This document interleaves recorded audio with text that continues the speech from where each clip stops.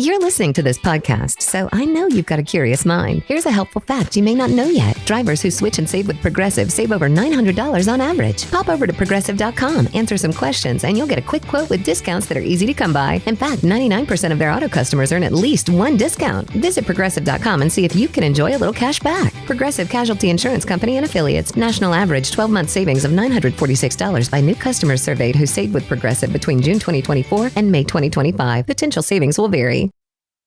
This episode is brought to you by Indeed. Stop waiting around for the perfect candidate. Instead, use Indeed sponsored jobs to find the right people with the right skills fast. It's a simple way to make sure your listing is the first candidates see. According to Indeed data, sponsored jobs have 4 times more applicants than non-sponsored jobs. So go build your dream team today with Indeed.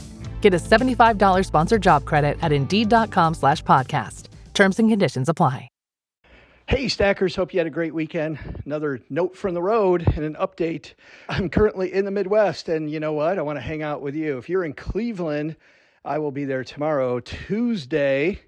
Head to stackybenjamins.com/meetup for all of the details. Another update there. OG is not going to make it, unfortunately, Cleveland, so you get me. But you also get prizes. You get Doug's trivia. We're going to have a great discussion. I cannot wait. stackybenjamins.com/meetup. So that is, today's the 12th, so that is the 14th, right? Which means on the 16th, I'll be in Detroit. Detroiters, we're going to have fun. We'll be at the Ferndale Project. By the way, Bookhouse Brewing is where we're at in Cleveland. Forgot to say that. Ferndale, we're going to be at the Ferndale Project in the northern suburbs of Detroit. Again, 6:30 to 8 o'clock. All these events will be the same times. Come join us in Detroit on Thursday. Grab your ticket, stackybenjamins.com/meetup. And on Friday, Kalamazoo Stacker Jim, thank goodness for Jim, got us a table for 20 on a graduation weekend. So we're going to have some fun. A little bit more informal in Kalamazoo. Still going to be a blast. But come hang out with us on Friday, stackybenjamins.com/meetup at The Hub. It's called The Hub, downtown Kalamazoo, Michigan. And then next Thursday, we're going to get Memorial Day started on the right foot. You know how? You're going to hang out with me, Boston, on Thursday, stackybenjamins.com/meetup again, and that's at Faces Brewing in Malden, north of downtown. So hope to see you there. And you know what?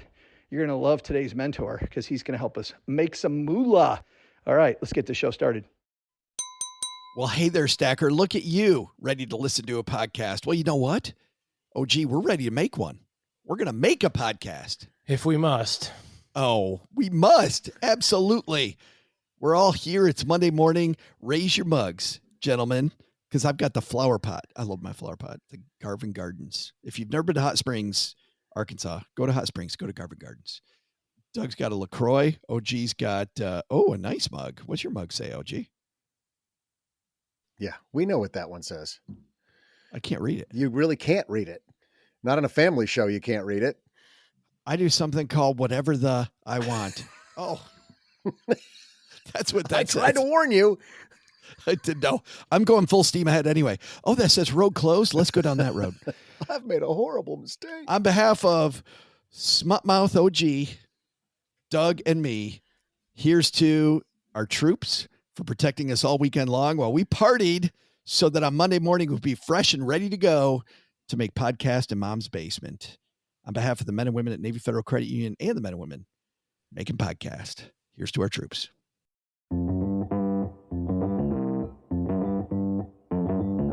Live from Joe's mom's basement, it's the Stacking Benjamin Show.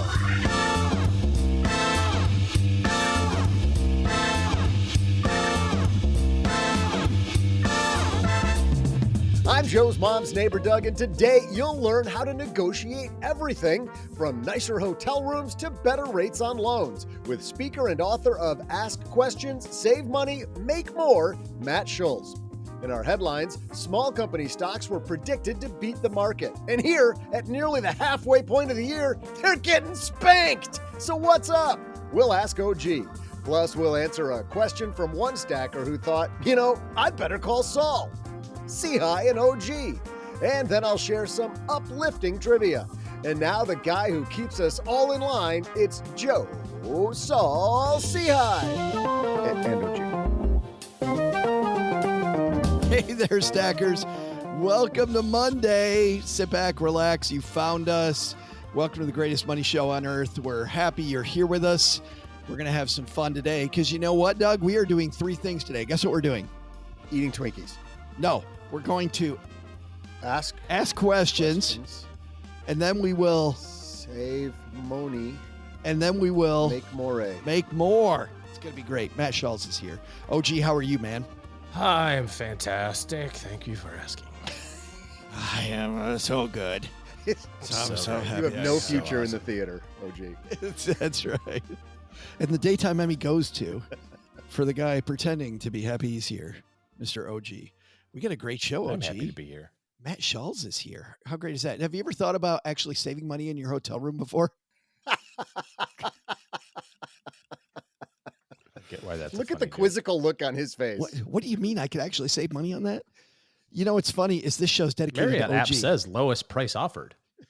On the presidential suite. That's right. It's a good deal. This show's dedicated to OG because OG, you're going to get so much out of this. I mean, have you ever wanted a higher credit limit? Not really necessary. Is that possible? Pretty high. I know. Seems to be pretty high at the present moment, but I just see this funny little infinity symbol on my statement. Yes. yeah. What does it mean when it's an 8 sideways? Go ahead and do it. Take as much as you want. Have you ever wanted to improve your financial fitness? Have you ever tried to? You have actually fought medical bills before. Yeah. I mean, in the manner of, on the credit report. Yeah. Yeah. Well, you also, I remember, negotiated with the hospital. You called up and were paying for your own. Ever look for lower prices for prescription medication or a lower fee for a kid's activity? Matt Schulz going to talk I did the about prescription medication. Yeah. little things, big things, all kinds of things. We got a big headline first. Always trying to find better prices for drugs. It's always that guy in the corner's got the best prices for drugs. Yeah. We got Depends on what kind you need. I got your guy. We got a great show, but first, you know what? This show is free, and it's free because these wonderful sponsors help us make it free. So stay tuned for them right now. In business, there is no room for guesswork. Every shipment matters. Every deadline counts. And when you're trying to keep operations running smoothly, the last thing you need is uncertainty. That's why reliability is at the core of USPS Ground Advantage. From the moment your package is first scanned in, it moves through a secure nationwide network, aiding in a timely and accurate delivery. You get near real-time tracking so you can keep up with your shipments. And with affordable upfront pricing, there are no hidden fees or surprise surcharges to throw off your cost sheets. It all adds up to predictable deliveries you can depend on, because knowing your logistics are handled lets you focus on everything else, your customers, your team, and the future you're building. Visit USPS.com/Ground Advantage to start shipping with confidence. USPS Ground Advantage. We mean business. Dell PCs with Intel Inside are built for the moments you plan and the ones you don't. They're for those all-night study sessions, the moment you're working from a cafe and realize every outlet's taken, the times you're deep in your flow and can't be interrupted by an auto update. That's why Dell builds tech that adapts to you. Built with long-lasting batteries so you're not scrambling for an outlet, and built-in intelligence that makes updates around your schedule, not in the middle of it. Find technology built for the way you work at Dell.com/Dell PCs. Built for you. Big thanks to our sponsors. Big thanks to you for hanging out with us. Let's get rolling. Hello, darlings. And now it's time for your favorite part of the show, our Stacking Benjamin's headlines. Our headline today comes to us from Investment News. This is an industry rag for financial advisors, financial planners, stock. Are there any stockbrokers left in America? Is there like one guy waiting for the phone to ring? There's some. Yeah, there's some. One guy going someday. Does anybody charge for stock trades still? Yeah. Oh, yeah. There are people that Yours and my former firm does. They still charge. Unbelievable. Yeah, like $24 or something. It's I placed a stock trade yesterday on Schwab. I was like, are they going to charge me for this? Nope. What did you sell? I actually bought, and it was the most BS thing. I took $500. I know, big money, right?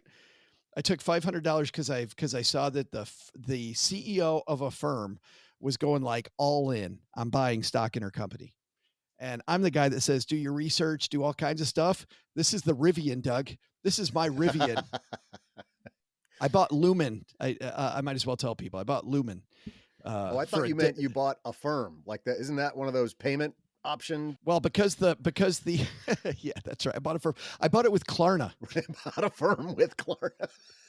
I bought as much. You bought a penny stock? I did. It's $1.60. I was like, when Doug said you bought the firm, I'm like, well, for $1.60 a share, I pretty much did. $500. Joe, you own Lumen. You own the entire company. I'd like to say hello to all my employees. There's a story that I heard. My brother works in the finance space also, and he worked at a stock brokerage firm years ago. And there was a guy who was buying up these penny stocks, of this company, because he would kind of day trade it. It would be, buy it for $1, he'd sell it for $1.10. Woohoo! And so he just kept on making bigger and bigger bets, right? He started with $500, then went to 5,000 and 50,000. And so he was doing these huge trades. And then he went to go do the trade and to sell. And they're like, oh, you can't trade this. And he said, well, oh, why not? Because he had accumulated 10% of the company. Oh my God. So he was now a whatever it's called, Material owner. A shareholder of record. Yeah, he was like a legit person that had to disclose all this stuff with the SEC and get prior approval to sell it and all this other sort of stuff. And it was like, to acquire 10% of the company was like $55,000 or something. It was some insignificant dollar amount, in the grand scheme of things in terms of investing, not that 50 grand is not a lot of money, but it was relatively small compared to what you would think it would cost. So he had to do a press release first and give 2 weeks notice that he was selling. Steve, basically, it was just like, what? What do you mean? How do I get out of this? They're like, yeah, we don't even know what to do with this anymore. You're gonna have to get a lawyer and call the corporate counsel. He had to let all the GameStop bros front run him. Probably had to hire a counsel first.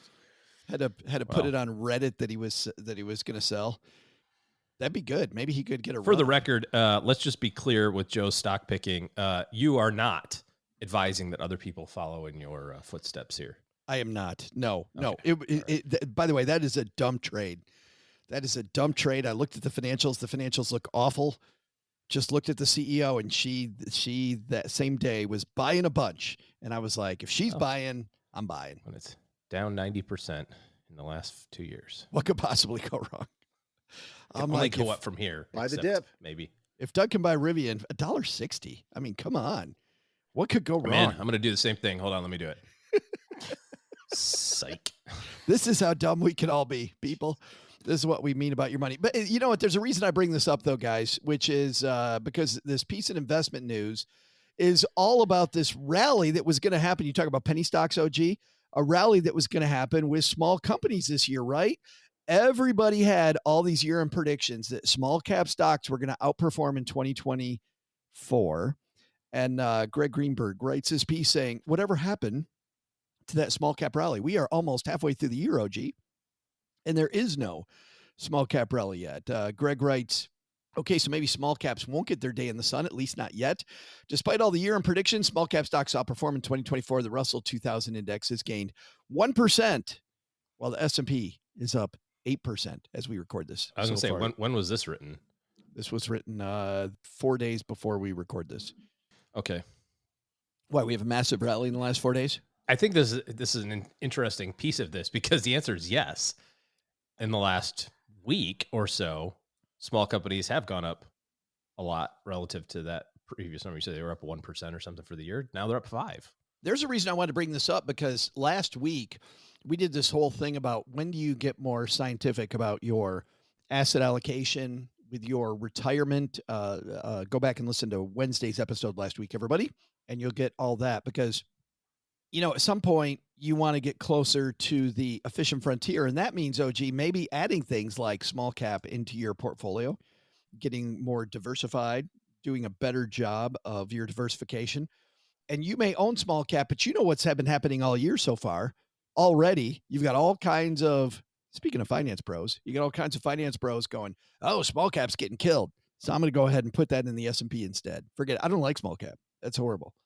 I think you're asking for it, aren't you? If you bail on small caps here 5 months into the year. Well, I mean, the thing is that you don't know when or how much or for how long different asset classes are going to perform relative to other asset classes. You could say the same thing about international stocks or emerging market countries or big companies, small companies, the whole, real estate, the whole gambit. I mean, real estate's down for the year, but sometimes it's not. It's just the whole idea of being diversified is that you own everything and get to have all of the returns.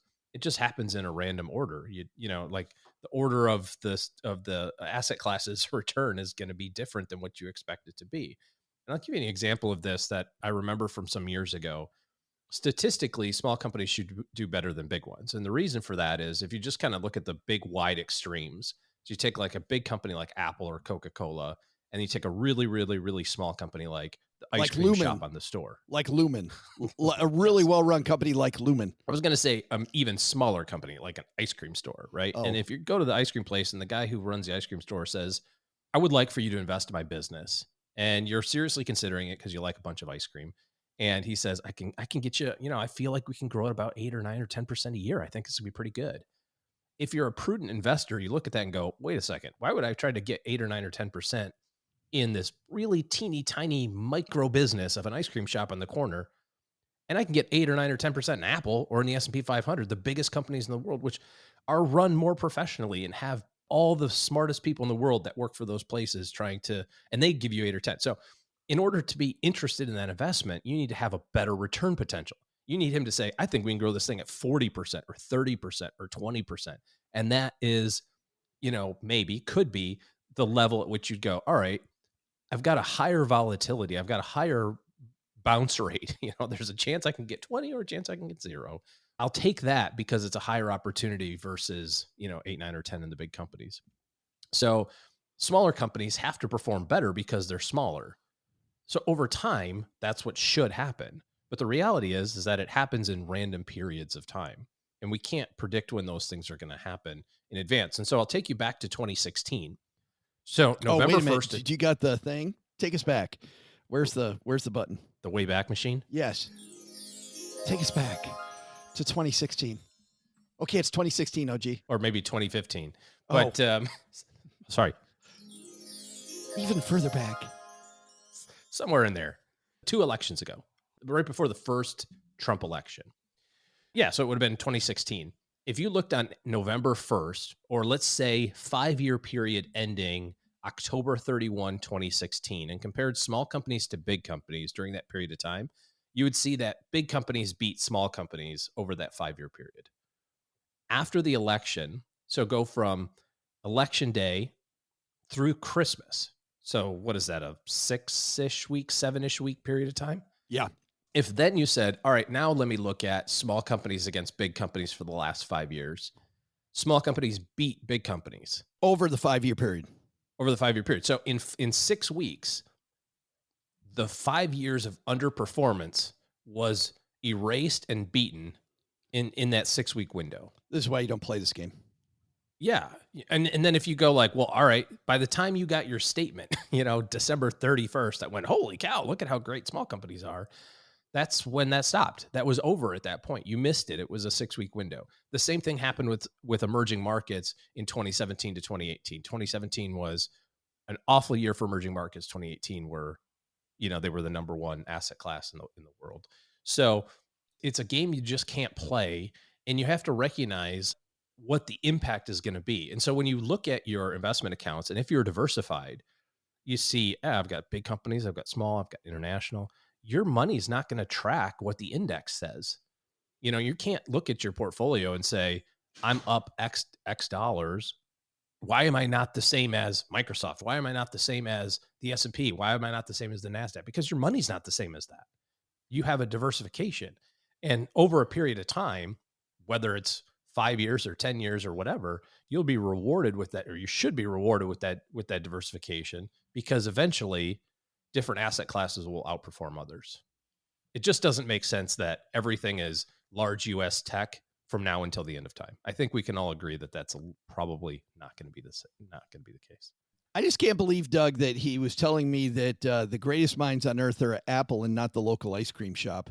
Like some engineer at Apple is smarter than the guy that's asking me if I want Magic Shell, that amazing thing called Magic Shell on my soft serve twist cone. You don't know. You don't even know. You don't know. That guy could be. He could invent the new magic shell. I think magic shell is the gift that keeps on giving. I like it. I don't know. I got an issue with magic shell. Oh, I love magic shell. Well, you can't find it anymore. No, I know it probably because it's largely polymers that you're eating. It's plastic. We're about to find out. Kids that grew up in the 70s and 80s, if you ate magic shell, the myth that, if you swallow your gum, it just stays there forever and it never digests. No. It's magic shell. It's like those horrible Camp Lejeune ambulance chaser commercials you see all over the place. Did you have magic shell as a kid? No, my issue is magic shell's cool at first, but then the ice cream starts melting inside the magic shell, and then it's leaking out in little spots, and it's just a battle. That's why you got to devour the magic shell first, very quickly. There's a strategy to this whole thing, Doug, that you're missing. Back on small caps for just a second longer. All right, yeah, I mean the magic shell thing. I was going to move on to Klondike bars, but if we need to go back to finance, Klondike. Yeah, you got to devour those, right? Because it's the same thing. They start leaking out.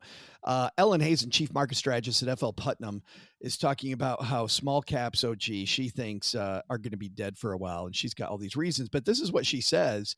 When the time comes, it's going to be big. Hazen says she doesn't get out of small caps because when they go, to your point. And these more volatile asset classes that you put in your recipe, you can't choose the time. You can't choose the time, can't choose the day, because you're going to regret it, because there's all kinds of reasons why. Oh, it's not performing. And then you wake up the next day and it performed and you're not there. We will link to this and more about asset allocation, proper diversification, and how to make sure you sit on your hands when it comes to your asset classes that aren't performing in your portfolio. Actually means your portfolio is working the way it should, at the 201, which is our newsletter that comes out every Tuesday and Thursday. Always free, always a great read. Hope you can join us over there. You'll also get details about our meetups. In fact, as we record this, tomorrow in Cleveland, I will be at Bookhouse Brewing in Cleveland. Head to stackingbenjamins.com/meetup. If you're anywhere near Detroit on Thursday, you can see Doug and I. If you're in Kalamazoo on Friday, we'll be at the Hub. Just found that out. We'll be there on Friday. And then the following Thursday, we'll be at Faces Brewing in Malden. You know where Malden is, Doug? I don't know where Malden is, but it's somewhere near Boston. It's where Carl's from. Carl Malden. Duh, of course. Yes. That's for our over 50 audience. Shout out to our over 50 audience. Who knows who Carl Malden is? That's even a distant memory for the over 50 audience. Was he like Diners Club or American Express? I think he was. That's a great call. I think it might have been American Express. Might have been American Express. Wearing a fedora, all stern. Very stern. OG look like a slapstick comedian. Exactly. Yes. Making OG look very handsome too, by the way. Carl Malden, not a great looking guy, but that was so well executed. I love it. Coming up next, Matt Schulz is going to help us save some money. He's going to help us do 3 things, OG. He's going to teach you how to fight and read the news. I've already done 2 of those today, so what's the third going to be? Well, I had 3 different ones, but those are good. Matt's going to teach us to ask questions, save money, and make more. Matt Schulz is the chief credit analyst at Lending Tree, and he's got this great new book out where he goes over so many ideas. We're not going to talk much about his book. We're actually going to dive in, and we're going to give you a bunch of ideas from the book, as many as we can, in about 20 minutes, so that you can ask questions, save money, make more. You want a cheaper hotel room? You want maybe to get upgraded on the next flight? You want lower interest rates on your credit cards, on your mortgage even? We're going to talk about that and more. But first, Doug, you've got an amazing trivia question people are going to be talking about for minutes after you finish it. It's pretty optimistic, Joe. Hey there, stackers. I'm Joe's mom's neighbor, Doug. Memorial Day is just 2 weeks away, and I decided I'm finally going to enter a float in this year's Texarkana Parade. I wanted to do that for years. You know that. I've been talking about it forever, but I hate to miss out on catching all that candy they throw out all the time. I'm really good at catching, so it might be hard to suddenly become a pitcher. Heck, last year I caught enough to get me all the way to the 4th of July parade, but I've come up with a brilliant idea to make sure I don't miss out on candy while I'm in the parade this year. I'm going to line the end of my driveway with buckets. And then I drive past, I tell everybody on my float, hey, throw all our candy into those buckets. Probably should maybe even hire a local kid to keep an eye on the buckets till I get home. That's a pretty good idea too. Anyway, today's trivia question is, this year the U.S. military received the highest pay raise they've had in decades. How much are their wages increasing this year? Is it A, 4.6%, 2, 5.2%, or D, 7%?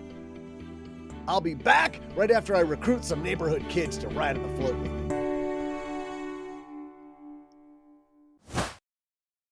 This episode is brought to you by Progressive Insurance. Do you ever think about switching insurance companies to see if you could save some cash? Progressive makes it easy. Just drop in some details about yourself and see if you're eligible to save money when you bundle your home and auto policies. The process only takes minutes, and it could mean hundreds more in your pocket. Visit Progressive.com after this episode to see if you could save. Progressive Casualty Insurance Company and Affiliates. Potential savings will vary. Not available in all states. What would you do if your online store converted 36% more shoppers? You could take 36% more vacation. Another pina colada? Yes, please. Open a new retail location with 36% more square feet. Fantastic. Hire 36% more help. You're hired and you're hired. Shopify has the world's best converting checkout, up to 36% better than other e-commerce platforms. What you do with those extra sales is up to you. Switch to Shopify today at shopify.com/listen and get a $1 trial. Shopify.com/listen. Did you know Fast Growing Trees is America's largest and most trusted online nursery with thousands of trees and plants and over 2 million happy customers? Whether you're planting fruit trees, adding privacy, brightening things up with flowers, or bringing in house plants, Fast Growing Trees has it all. Even better, they can help you find options that are right for your climate, your space, and lifestyle. Click Order Grow. Every plant arrives healthy with the Alive and Thrive guarantee straight to your door. So if you're ready to get planting, this is the moment. Right now, they have great deals on spring planting essentials, up to half off on select plants. And listeners to our show get 20% off their first purchase when using the code WWO at checkout. That's an additional 20% off. Better plants and better growing at fastgrowingtrees.com using the code WWO at checkout. Fastgrowingtrees.com, code WWO. Now's the perfect time to plant. Let's grow together. Use WWO to save today. Offer is valid for a limited time. Terms and conditions apply. Go to growingfasttrees.com for details.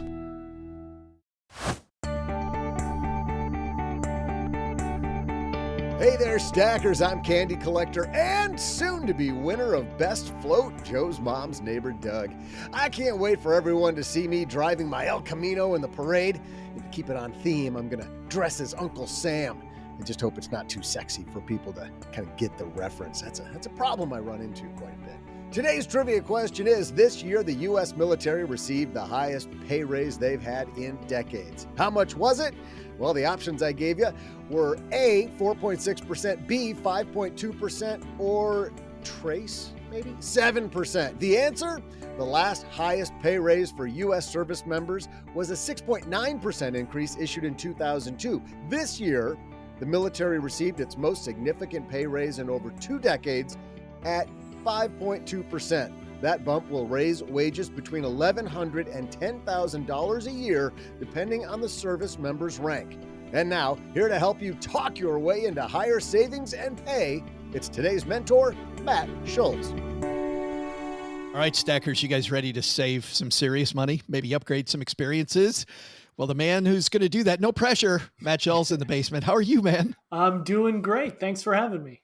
I got to tell you what I like. The way that you begin this project, Matt, is you kind of say, you're kind of like, you know what? I'm not a natural born negotiator, and you don't have to be either. I mean, that filled me full of confidence. A guy who calls himself not a natural born negotiator teaching me how to negotiate. How did you decide, of all people then, to create a book to negotiate for better stuff? Well, it's funny. I'm a guy whose dad could walk into a room and know everybody's life story within about 5 minutes. And I'm a guy who, if I'm in a room of even like friends that I know pretty well, I'm not necessarily the guy who's going to raise his hand and speak up and that sort of thing. It's just not really me. I mean, my job is to go on camera and do interviews and all that sort of stuff, but that's a different animal. So in the course of doing these interviews, basically, I've done a ton of them about the fact that 3 out of every 4 people who ask for a lower interest rate on their credit card get one, but hardly anyone ever asks. And I got so much reaction over and over and over again from podcasters, TV folks, journalists, whatever, that I decided that that was going to kind of be a good theme to approach if I were to ever write a book. And as I wrote the book, I ended up speaking with 110, 120 people. And to a degree, it ended up becoming not just building the book, but honestly, a little bit of a self-exploration and a little bit of a regular therapy session for me to figure out how to do some of these things. And I feel like Matt, you put yourself out there as a guinea pig on some of these and go, let's just try it and see what happens. Yeah, no question. There are some that I'm certainly not expert on when I started writing the book, and some of these that I've been talking about forever. So the hope was to really make the book as useful as possible, but also just to kind of anticipate people's objections to these things and give them the confidence and the belief that they can do them. Well, we'll talk about the book itself later, but you've been nice enough to say, you know what, let's take as many of these as we can do in our regularly allotted time and see if we can save people some money, that if they like it, go out and buy the rest. But let's begin here because, as you know, Matt, this is all about confidence. Yeah. And what I like that you do in this project is you help us build our confidence by going, you know what, you might think you're not a good negotiator, but you negotiate more often than you think than you do. You actually are a better negotiator than you think. Tell us, build our confidence, Matt. How are we better at negotiating than we think we are? You're better at negotiating than you think you are because you do it all the time in life, even if you don't recognize that you're doing it, and even if the stakes really aren't that high. Anybody with a roommate or a partner has probably had a conversation about what to set the thermostat at in your house. And that's negotiation, right? Any parent has probably had a conversation about who's taking what day in the carpool to take the kids to soccer practice, or things like when to have that meeting at work. All of this sort of stuff that doesn't necessarily sound like it equates to negotiating a job promotion or haggling over medical bills.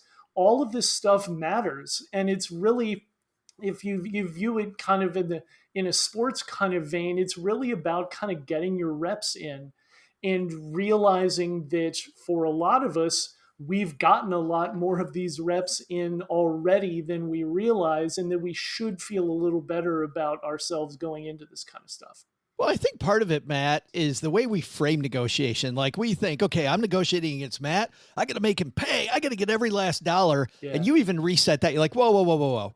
I mean, the thermostat is an example. Everybody to some degree has got to be happy. Let's reset for you what negotiation truly looks like and what it's not. Yeah, it looks good in the movies where everybody is like really hardcore and alpha and banging on tables and stuff like that. But when negotiations go really well and when they leave everybody happy is when it's a win-win. So you go into a negotiation not trying to completely take advantage of the person next to you. You're trying to go into it making it where everybody's going to be happy at the end. And a kind of a classic example is if you are negotiating with a contractor or a handyman or somebody like that, and you say, can you give me a little bit of a lower rate? And if you do, I'll make sure to tell my friends about you, to give you a good review online, that sort of thing. So there's so many examples of things that you can do to help the other person when they are trying to help you. And it's just a really good mindset to have going in. Yeah. One of my favorite parts of your introduction here is you're like, listen, yelling at the customer service rep gets nobody anywhere. Like that. I've seen people do that to restaurant waiters and it's just like, come on, we all got to win. Yeah. Let's dive into some of the painful places first, and then we'll give people more experience. I want to start off with credit cards. You talked about maybe a lower rate on our credit card. Let's walk people through that. How do I successfully negotiate a lower rate on my credit card? It absolutely can happen. And like I said, about 3 out of every 4 people who ask for a lower interest rate on their credit card get one. And the average reduction the last time we did that survey at Lending Tree was about 6 percentage points. So it's like going from 25% to 19% on your credit card. It's a really big deal. It can save you a lot of money. And the best way to do it is to come in armed with some information and having done some legwork. So it's important, for one, to know generally what kind of credit you have, because if you have really bad credit and you go in asking for the best possible rate on that credit card, you're probably going to be disappointed. But you can kind of adjust your expectations that way. The other thing that you can do once you've kind of figured that out is look at other offers that you might find, whether it's on the credit card issuer website for maybe the actual card that you have. You can see what new interest rates they're offering new applicants, or you can look at solicitations that might have come in your snail mail or email or things like that, to basically get an idea of offers that you know that you'll qualify for. Then you can pick up the phone and say, hey, I've used your card for a long time. I like it. I've never missed a payment, but I've seen offers out there that I can get 19% on this interest rate, but mine right now is 25. Is there any way that you can match? And there's a really good chance that they will work with you. And at a minimum, they're almost always going to listen. And you say that if they don't accept right away, there still might be some recourse. Yeah, the fact is that sometimes the person you're talking to has had a really rough day and they've been yelled at more often than a customer service rep usually gets yelled at. And it may, and they're kind of now taking it out on you, then, is what you're saying. Oh, yeah, inadvertently. It certainly can happen. I mean, if you get a hold of the wrong person who's just had a bad day or who just isn't feeling it that day, and you don't get your way, wait a day or two and just try again and try and see if you get a little more receptive customer service rep. There's no guarantee that that'll work out, but it certainly can. Let's go to the next thing. Our mortgage, our rent payment. Those are big things in life. Sometimes we lose our job. We've seen some people in the tech sector, especially news as we're recording this. Microsoft just closed up some of their studios for their video game divisions, as an example. So you've got some people having hard times, but you say if you have hard times, we can call and maybe get a payment or two skipped. Yeah, this is a really important thing. And it's certainly something that we learned a lot about during the pandemic when so many people were unemployed so quickly. Lenders tend to have these things called hardship programs, which are basically breaks that they give to people who are going through short-term financial rough patches. And it might be extending their credit limit, temporarily lowering their interest rate, allowing them to skip a payment, things like that. You're not going to get these breaks permanently necessarily, but if you call and you're upfront with them and you kind of make yourself vulnerable and say, hey, I'm going through this, I want to get your money, but it's a tough time right now, there's a good chance that your lender is going to work with you, because they know that if they are good to you during rough times, you're going to spend more with them during the good times. So it's ultimately in their best interest to keep you happy. It seems like, especially, I've seen more programs now, and tell me if this is true or not. It might not be true. It might just be anecdotal, but it feels like after COVID, like a lot of companies put systems in place because of so many people during COVID that experienced rough times. Is this truly what's happening or not? Well, a lot of those systems were already in place before COVID. I think COVID just shined a big light on the fact that those exist, because it really, again, like, and it really is about kind of understanding how banks, lenders, any business really views people in terms of their lifetime value. So how much money they can make off of them over time. And banks understand that by giving you a break when things are rough, or waiving that $40 late fee, or a gym giving you a logo t-shirt. Those little things are basically rounding errors at best for those companies, but they make a big difference to you, make you feel really good, and keep you as a happy customer. So it's worth them doing it. Let's do one more thing. Tell people who might be struggling. And this is a good one, especially for our older stackers. You've got this way to maybe get a lower price on prescriptions. How do we go about the prescription game? Well, the prescription one it's not necessarily a guarantee that this works, but it's a really simple question that is really easy to ask and can really be worth your time. So the question is, what is the cash price for this prescription?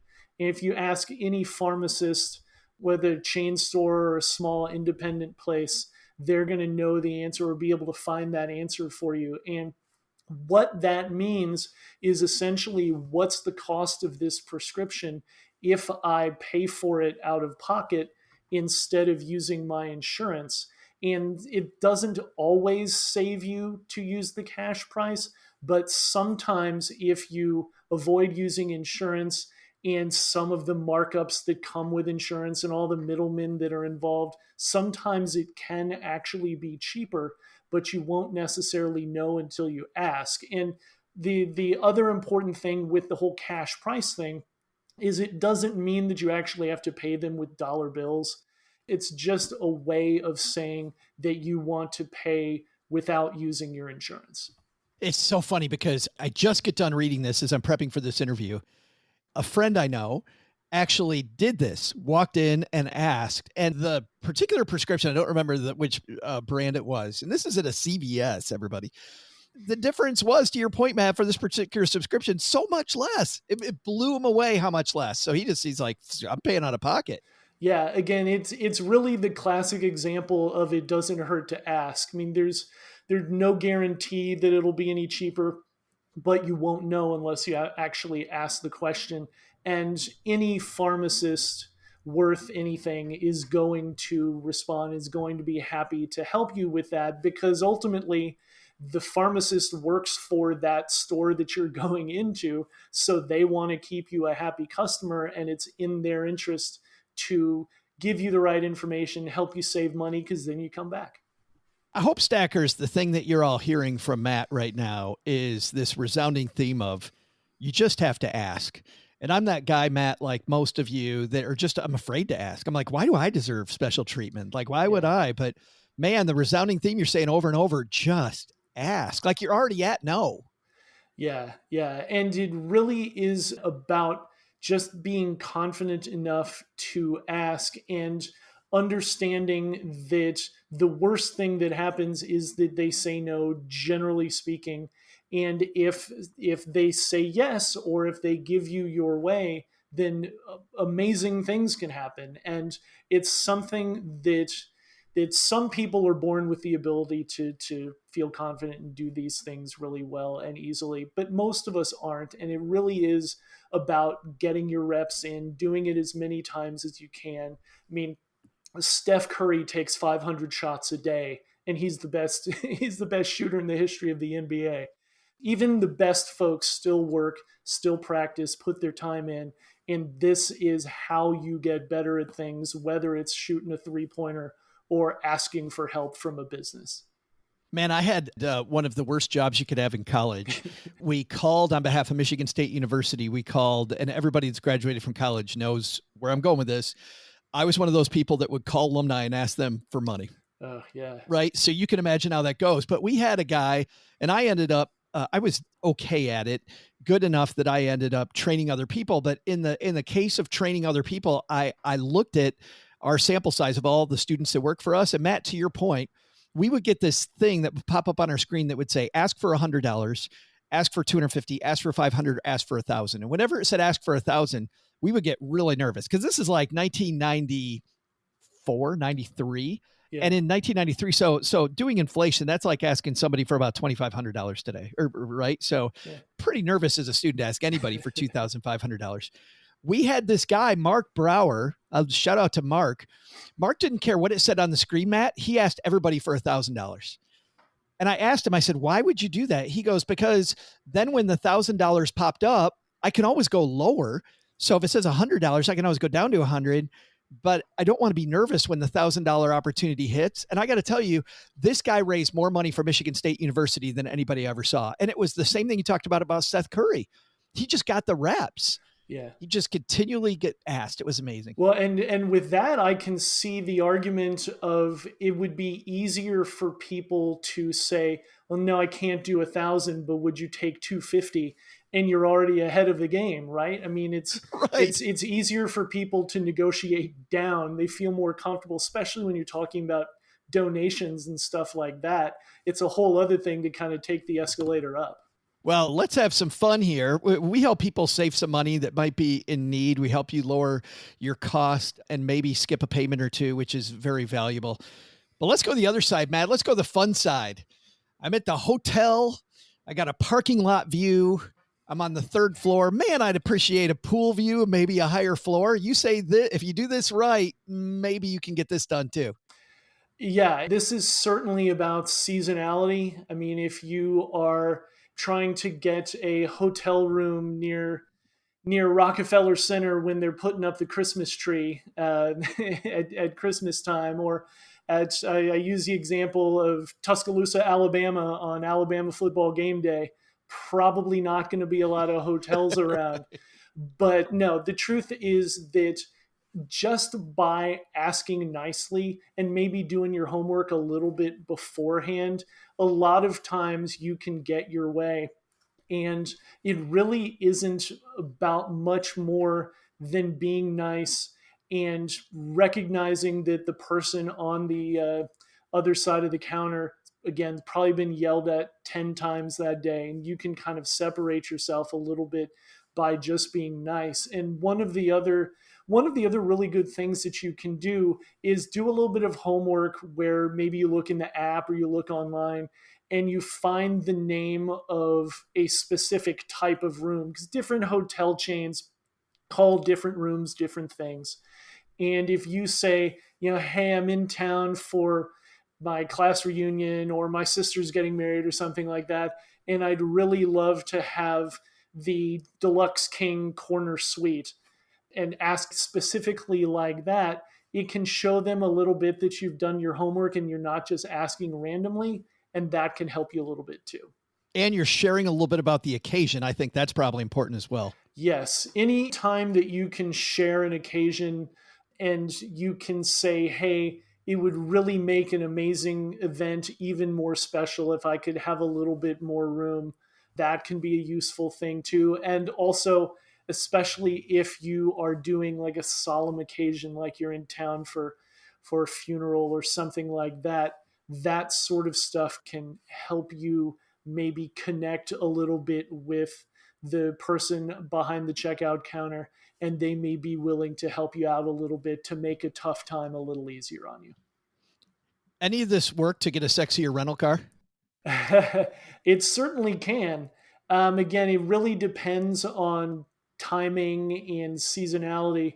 But one of the things that you can do to kind of improve your odds of getting that upgraded rental car is to rent basically the cheapest car that's on the lot, because most people, that's what they do, because they just want to get their rental car, they want to get out and get moving, and they don't want to spend a ton of money on it. So that cheapest car is probably the one that is the most likely to already be booked up or be out of the lot already. So if that car isn't available, they automatically would have to upgrade you, and that can be a useful way to go about it too.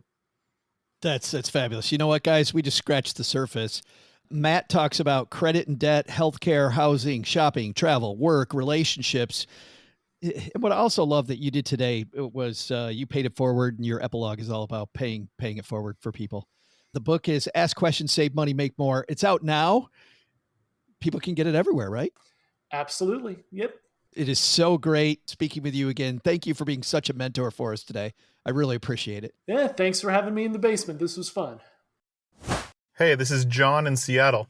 And when I'm not telling terrible dad jokes to anyone who will listen, I'm stacking Benjamins. Huge thanks to Matt for bringing it. Man, if anybody can teach us to, Doug, what do you teach us to do? Ask questions, save money, make more. Oh, yeah. Ask questions. Okay, 3 times. Ask money. questions, save money, make more. Ask questions, save money, make more. How many times are we going to do this? It's great. As long as it takes, man. You got to learn to save some money. I'm starting to float in your ass. Just, why do you think you're here, Doug? All these years, you think you would have listened and learned something, but she makes us have you down here in the basement again. It's her version of the woodshed. Just here for the coffee and donuts. Apparently, for something. Fresh out of donuts. You know what I'm here for? I'm here because somebody said, hey, I should call Saul, C-Hi, N-O-G, mostly OG though. had to, you know, if you would think about it. I should call Joe so he can serve the question up to OG. So I can pivot and go, I don't know, let's ask that guy. Head to stackingbenjamins.com/voicemail. I actually got that right this week. stackingbenjamins.com/voicemail. And you too can ask OG a question. You can pinch yourself after OG answers your question, which he is about to do today. 4. He's about to do it 2, an amazing stacker. It's not good. About to do it 4. I'm sure some of our people have felt that way after they heard the answer. What did he do to me? I just got OG'd. Is that like a badge of honor? I think it would be a badge of honor, wouldn't it? I feel so good. OG yelled at me. Today, we're going to take a call for help from Patrick. Hey, Patrick. Hi, Joe, OG, and Joe's mom's neighbor's dog. With interest rates the way they are, still pretty high for short-term saving goals, I am wondering a little bit of where to put the money, but not the traditional questions about which bank. When I go to depositaccounts.com, the rates there are slightly higher than the interest rate I'm already getting at my credit union. However, when I look at the interest rate at Vanguard for the settlement fund, which is automatically invested in their federal money market fund, it's higher than the highest rate I see at depositaccounts.com. So I'm wondering if my short-term cash should be stored in a traditional high-yield savings, or if I can put that in Vanguard's settlement fund and get that money market fund rate that's higher than the traditional bank interest rates. Are there any downsides to putting it in the money market fund? Thanks. Patrick, I love this nerdy question because, as you have seen, the Vanguard settlement account is not a traditional high yield savings account. OG, any difference? If he's already at Vanguard, why doesn't he just chuck it into the settlement account and out earn high yield savings accounts? Yeah, I mean, this is going to be true at every level, whether it's, interest rates are at 5% and your money market gets you 5.2, or interest rates at the bank are 3 and money market gets you 3.13. Like, it's always going to be a little bit more. And back to our discussion at the very beginning of this about big companies and small companies, we should be able to kind of put this together as to why. If somebody is giving you a better return for something, or promising a better return, I should say, there has to be some strings attached to it, right? Because the cost of money is the same for Vanguard as it is for, Bank of America, right? And so you look at this and you just kind of peel away layers of the onion, try to figure out why that is. There's a little bit more risk, hence the difference between 5.1 in your savings account and 5.3 in the Vanguard account. That's why you get a smidge more, is because there's a smidge more risk. Most people don't remember this. Joe, you will. Doug, maybe, depending on how tuned in you were at the time. The 2007-2008 recession was the first time, and near as I know, the only time, that money market funds were not available at $1 a share. So when you buy a money market fund, you're buying a mutual fund that's made up of federal short-term, very short-term days and maybe a week's long worth of federal short-term lending. And the price of that mutual fund is $1 a share. And every month they give you some dividends or some interest. and life goes on. In 2008, when recession happened, a lot of those money market funds decided their new price was 97 cents a share. Beyond that, not only was it 97 cents a share, they also went, and come see us at Christmas for Yeah. which was another major issue. What? I mean, Joe, you were there, obviously. Doug, you might have had some of this as well as a consumer, but the anxiety and stress that came with, the profound amount of anxiety and stress that came with, yeah, sorry, there's no cash available. No, it says right here on my statement, I have $100,000. I just lost my job. Mortgage is due. I gotta take 2,000 out. We're sorry. We're not processing withdrawals right now. It was a once in a generation probably situation. And I think they've remedied, the behind the scenes of how to make sure that, or at least assume, hopefully that doesn't happen. We've seen banks fail since then. And, there's a short-term cash flow issue, but eventually everybody's made whole, generally speaking.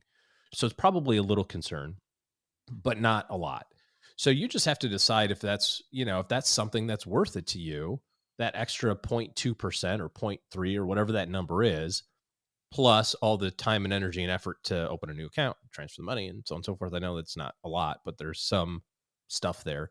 And if you're not already in a relationship with that place, this is why when we look at those savings account rates at deposit accounts, you're like, oh, this place, I'm getting 4.9, this place is getting 5.1. It's like, well, does it make sense to move? Because it takes a lot of time and energy to open a new account, transfer your money, make sure it's there, get the login, sync it with all your stuff.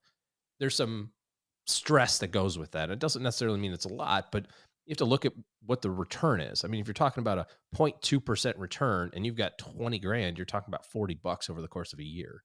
Is it worth $3 a month of extra interest to you to do that? Now, if you already have a relationship at Vanguard, you already have money at Vanguard, you already have it set up, linked to your bank account, and you're like, I can just boom, boom, boom, click 3 things and have this there. Sure, fine. But also remember, it's not going to be as easy to access. It will take an extra day or 2 days to get the money back to your bank account. So there's a reason why it's like a little bit more return. And that return means there's got to be something else tied to it. If somebody tells you, yeah, I can get you 10%, and everybody else is saying we can get you 5%. There's a reason. That you got to have your spidey sense tingling a little bit, going, well, what's the catch? Why am I getting 10 here and 5 there? Like, there's got to be some sort of give me a gotcha, and I'm trying to figure out what that is. So with cash, it's just liquidity and the potential for it not being there. With FDIC insurance, you are guaranteed by the government your money to be there.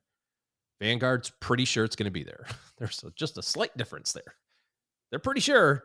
They're pretty confident. They've been in business a long time, and to be fair, a lot of those people that had those 97-cent money market fund things, were they to have waited long enough, they went back to $1. If they didn't panic out, most people were made whole on the back end of that. But if you lost your job and your mortgage was due and you couldn't access your cash, you didn't care what the dollar amount was. You're like, give me 50 cents a share. I just need the money. And it was like, yeah, sorry, there's none available right now.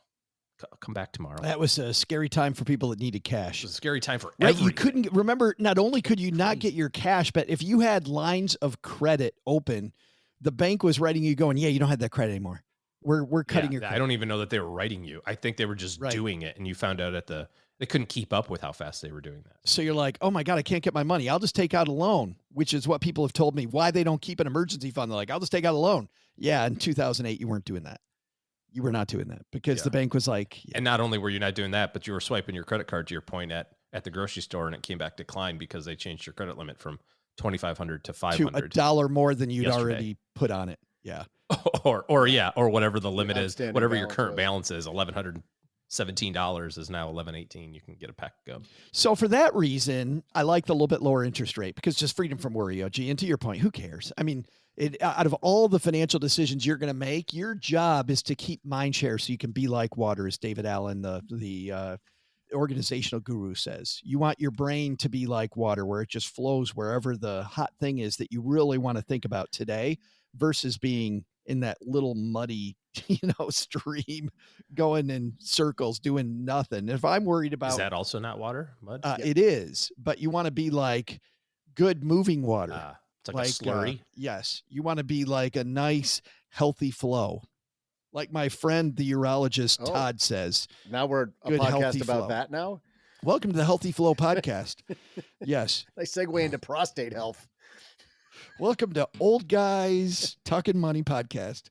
Oh, yeah. I mean, you can take this another step further also and just say, well, why wouldn't I have a 3-month CD that pays 5.5 or go buy my own T-bills or treasury notes on the Treasury Direct website? And like, there's all these ways to like add 0.1, right, 0.2, 0.3. Pretty soon you're like, why don't I just throw it all in Lumen stock?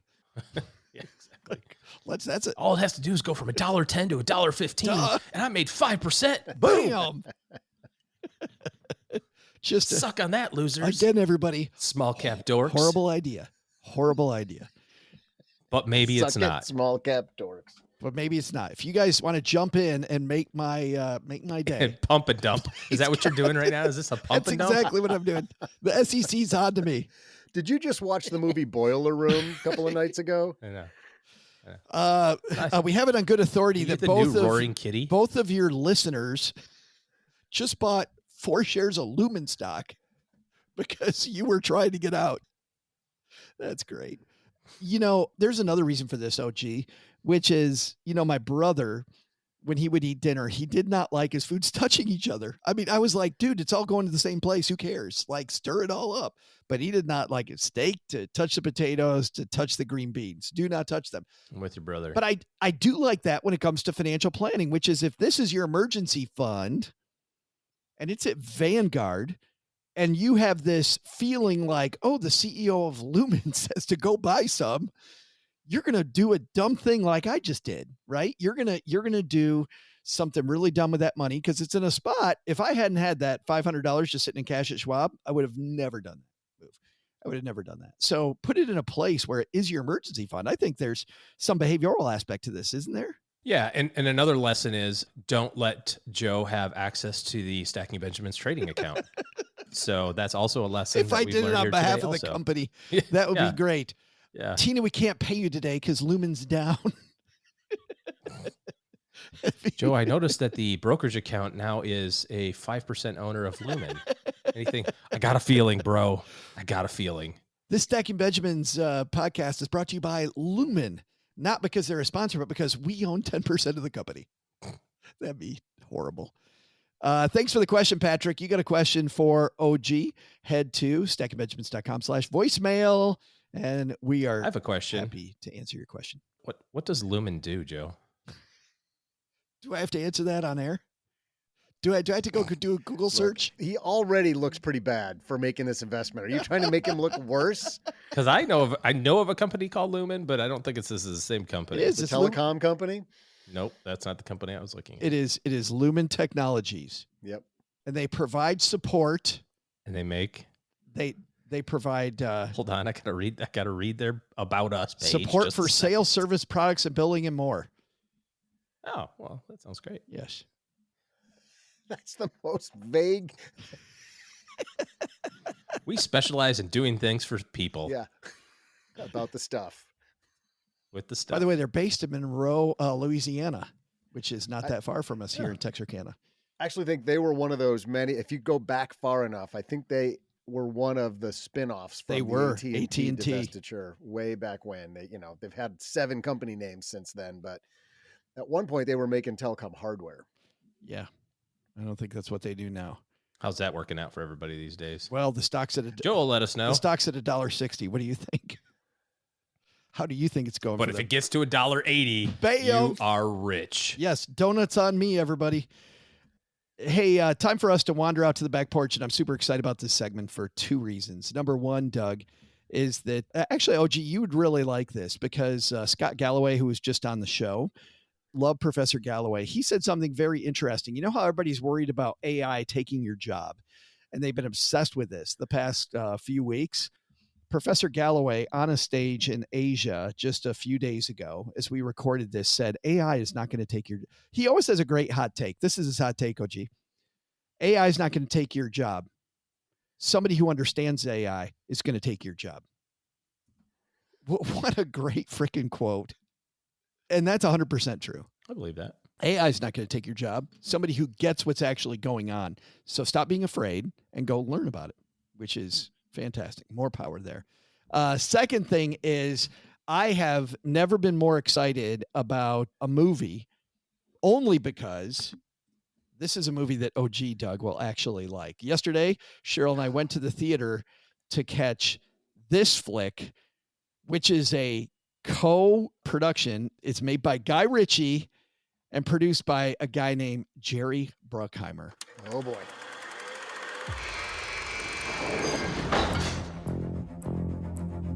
Gus March Phillips, I have a mission I want you to lead. Thank you, Sergeant. What's the plan? To neutralize the German U-boats in the North Atlantic. We're losing the war. Hitler is not playing by the rules, so neither are we. We both know that I'm not very popular with the administration. The reason they find you unattractive is the very reason I find you attractive. If I'm to do this, I'll need my own team. You won't like them. They're all... No! mad. They'll need to be. Doug, you were moving with the beat. There's a drum beat all the way through this movie, by the way, and the music, they always have this drum going da da da da as crap is blowing up. There is so much stuff blowing up. There's so many people dying. And it's funny because as Cheryl and I left the theater, we're like, I generally just don't like movies where you just see a bunch of people dying for no reason. Like, it just is not my kind of movie. But when it's Nazis, it's so damn fun. It's the so only thing great. acceptable left. I know. I saw so many Nazis die in the theater yesterday. It was so good. This movie's called The Ministry of Ungentlemanly Warfare. It is supposedly a true story. And by the way, it is based on a true story. However, I have it on fairly good authority that there's zero in this movie that's actually true. Well, World War II happened. Exactly.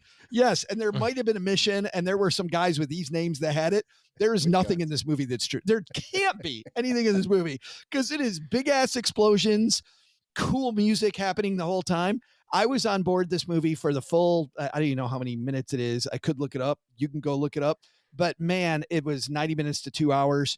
So damn fun. This movie is the funnest movie I've seen so far this year. Funnest. Most funner. Be more funner movie. Oh, gee, this is your kind of movie. I was so excited when I got out of the theater. I'm like, not only did I love this movie, this is because what does OG always say, Doug? What does he always say? Did anything blow up? It's definitively. Yeah. How much skin is in this Everything movie? blows up. Everything blows up.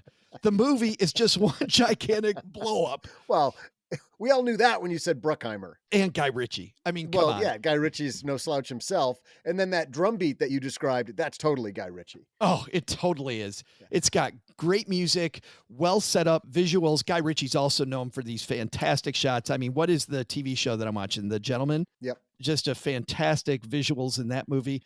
He knows how to set up shots. He knows how to make them over the top. He knows how to make them funny. There's so much funny in this movie. Like just they're having some ridiculous conversation about something that doesn't matter while people are dying behind them, right? Yeah. It just is so Guy Ritchie. I loved it. The Ministry of Ungentlemanly Warfare is not going to win any award ever, except probably OG's favorite movie of 2024. Yeah, maybe the box office award. It is so fun. And it's leaving the box office. I mean, it's been out for a while. So OG, go see it. You got to go see this movie. You won't like this movie. You will love this movie. Later this week, I'm going to the Blue Angels IMAX. That's what I thought Joe was going to say. So good. Yeah, that's that what looks I thought. so Come good. join us. We're doing it on Friday. You know what? See how that's how an invite works. Like I just go, hey, I'm doing this fun thing. Yeah, almost like I would like you to be there. Let's pretend like 3 months ago I said, hey, I think I'm going to go to Detroit, Cleveland, and Boston, and why don't you come with me? No, that's not a real invite. But I want to go to fun places. It's not a real invite. Yes. I don't think this is a real invite, Doug. I don't think he's really inviting me. He doesn't want me to come. No, this is the invite where you call somebody and you pray to God you get their voicemail. Or like, and you call them like 15 minutes before you're going. Oh, I can't make it. I didn't tell you when it was. Oh, sorry. When is it? Oh, next Friday. I can't make it. Yeah, that's right. Exactly. Yes. All right, everybody, come join me tomorrow in Cleveland, Bookhouse Brewing. Join Doug and I, and Thursday in Detroit, we're going to be at Ferndale Project. But there are projects in Ferndale? I know Ferndale pretty well. I didn't know they had projects. Hey, if it comes with beer, I will live in that project. It's free? I know. I'm like, free housing, and you're going to feed me barley and hops? Like, that is good.